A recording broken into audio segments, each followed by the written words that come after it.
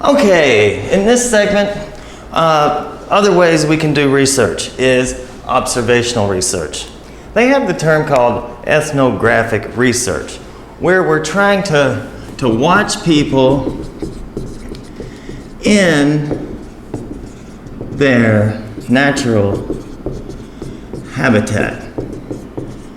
Yeah, it sounds like we're animals, but we're what? Yeah, it's kind of like being at the zoo. Watch people in their natural habitat.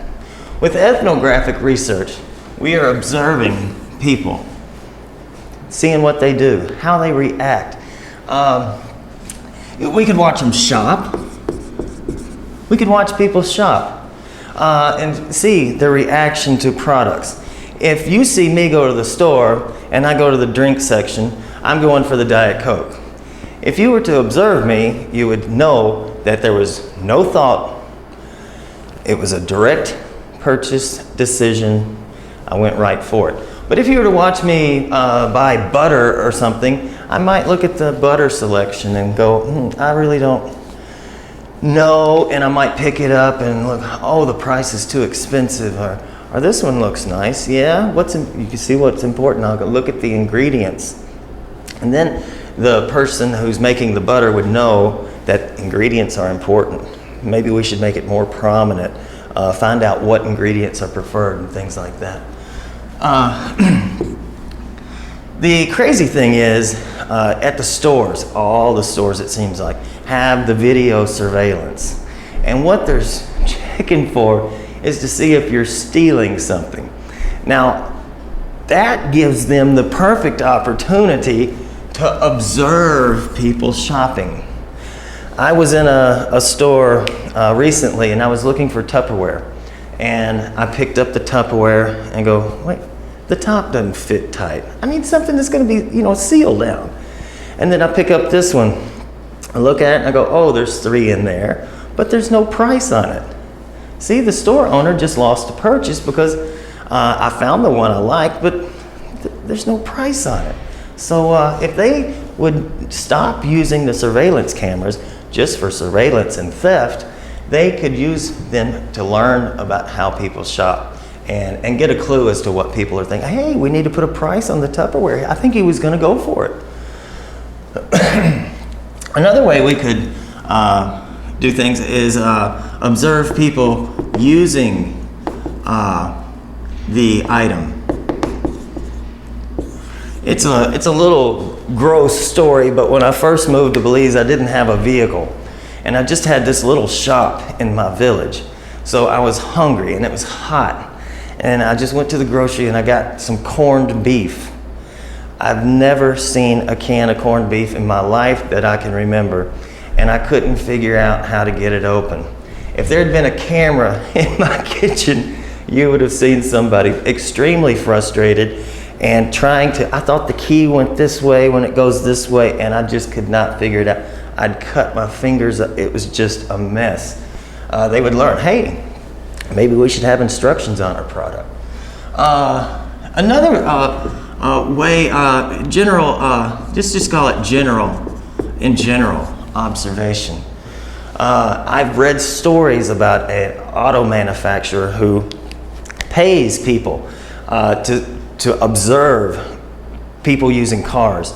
And in this case, just this scenario, think of the auto company renting a house and then placing an employee in there to watch people use the vehicles. And just imagine the picture frame window and the person is watching the neighbor. And the neighbor is backing out of the driveway and almost runs over a boy on his bike. That we see that there's a need for a camera in the back of the car. And I think a lot of minivans have a camera that will alert you if there's movement or something behind you. That would be how they would learn. Also, might see the neighbor come home from the grocery, and once they open up the trunk, all the groceries are scattered about. So you see Mrs. Williams picking up her groceries and hurting her back. And then maybe we should just put a net in there that would hold so we could learn by watching people use stuff. As we mentioned with the 4 Ps in the 4 Ps video, we could experiment, do experimental research. And that's where we have our 4 Ps. What are our Ps? The product, the price, the place, and the promotion. See, we've talked about target marketing now. So we have segment number 1, that might want a marketing mix of these products that is one way, and then we have segment number 2 that has a different product mix. It can be very similar, very similar. We'll just think about the kids' meal. We have the kids' meal, might come with milk and an apple, but it's still a burger and a fry as well. And then we have the big burger, supersized burger for maybe the adults. So we could, and I think they do this, we take our product and we have one product, the version 1, and then we put a price on it. If we were going to test price, we could test price.